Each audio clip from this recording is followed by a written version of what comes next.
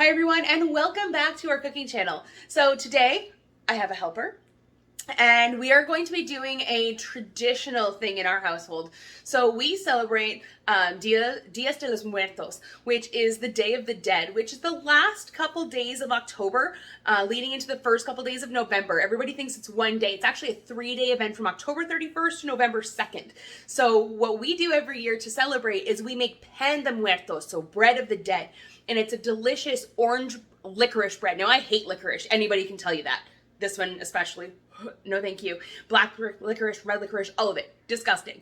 But this bread is so good and it's so fluffy, and it's more of a celebration of life and those that you've lost through the years. So as we make it, we talk about who we've lost, who we remember with fond memories, and we do a lot of different fun things with it. So come with us and we're going to show you how we make a traditional Mexican favorite.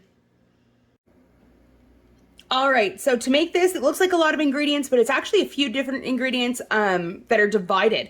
So we have flour, sugar divided 3 ways, eggs, orange zest divided 2 ways, yeast, salt. This is anise. This is what gives licorice its flavor. The seeds are not bad though. They do smell exactly like licorice tastes.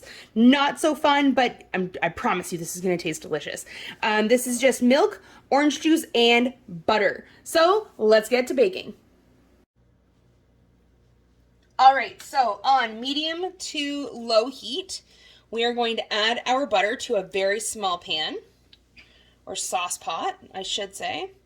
And then to this, we are going to add the milk. Now this, we don't want more than 110 degrees. Honestly, we want the butter just to be melted, and once it starts steaming, I would take this off the heat, and then we're going to add in a little bit of water, and this is what our yeast is going to cultivated.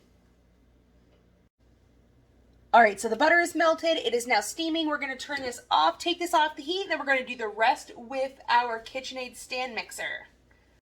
All right, so in our KitchenAid stand mixer, we're going to start off, because we're going to be using our dough hook, and then we are going to be putting in 1 cup of our flour. Then we are going to be putting in our yeast into this mixture. Beautiful. Our salt and our anise seed. And then we're also going to be putting in a little bit of our sugar. And we're going to mix this with our warm milk butter mixture. Beautiful. Now I'm just going to use the dough hook for this because it doesn't have to be perfect right at this stage. We'll give this a couple seconds until it's mixed thoroughly, and we'll come right back. Now to this, we're also going to be adding in our warm water. There we go, that way you guys can see a little bit better.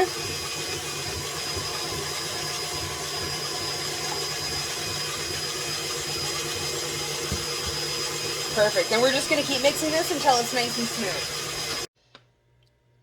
All right, now to this, we're going to add in our eggs and our orange zest.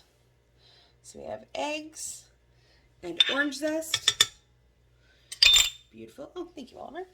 And then we're going to mix this until smooth, and then we're going to start adding our flour here, about a half a cup at a time until the dough is formed. And then we're going to let that go for about 6 minutes, or if you don't have a stand mixer, that is 100% okay. Put it onto a floured surface and knead it until it's smooth, which should take about 10 minutes.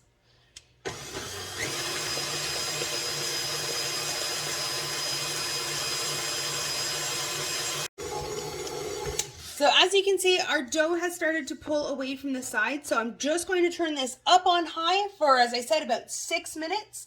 And if you don't have a stand mixer, this is where you take it out of your bowl now, lay it on your floured surface, and then knead it continuously for about 10 minutes until it's nice and smooth. So we'll be right back after that.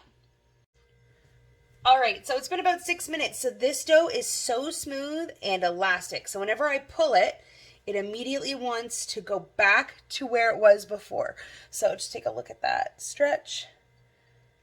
So that is elastic. So what I'm going to do is I put a little bit of oil in this glass bowl, and beautiful. I want to make sure that it's all coated. And then I'm going to cover this in plastic wrap.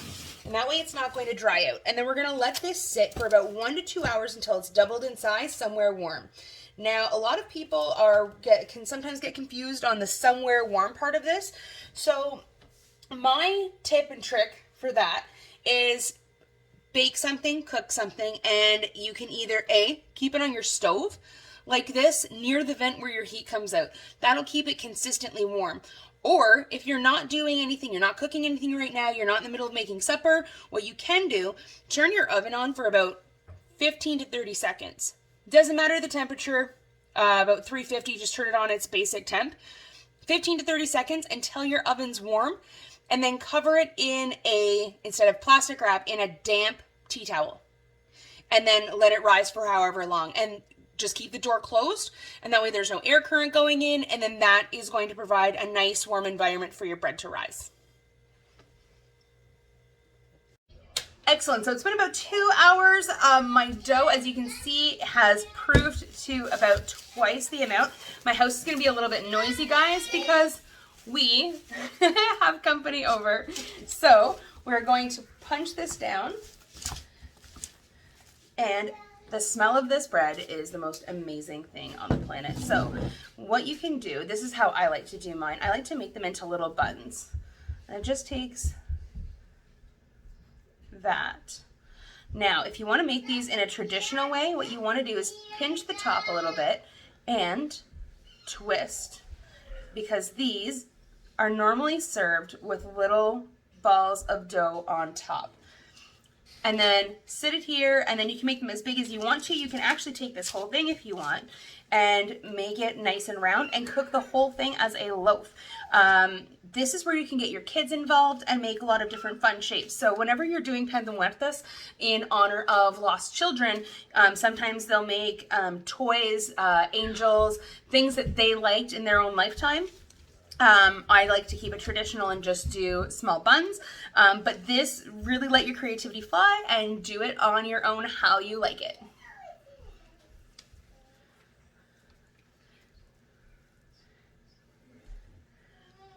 You're good.